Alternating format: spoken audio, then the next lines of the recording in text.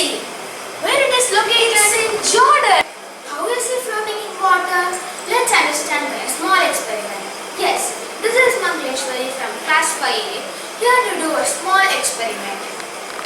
Water, 2 glasses, 2 lemons in same size and common salt. First, I am going to fill the glasses with common tap water.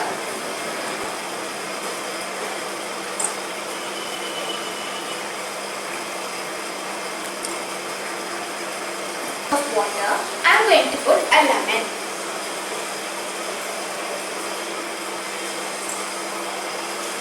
Did you see the lemon? The lemon is sinking.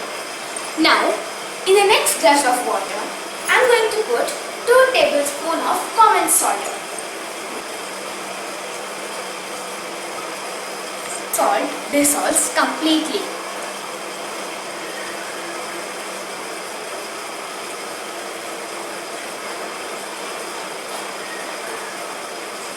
Now, I am going to put the lemon in the second glass of water.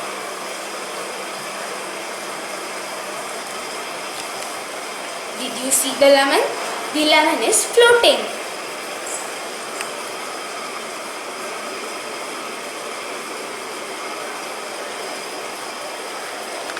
It's due to the basic phenomenon called upthrust.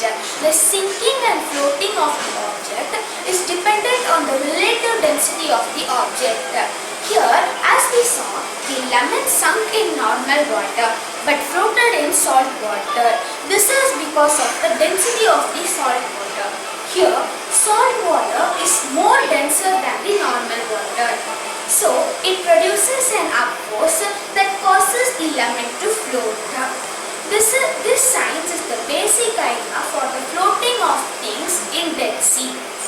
Science is something that happens each minute around us, but we fail to notice it. Look deep into the nature. You will understand everything it tells you. Thank you.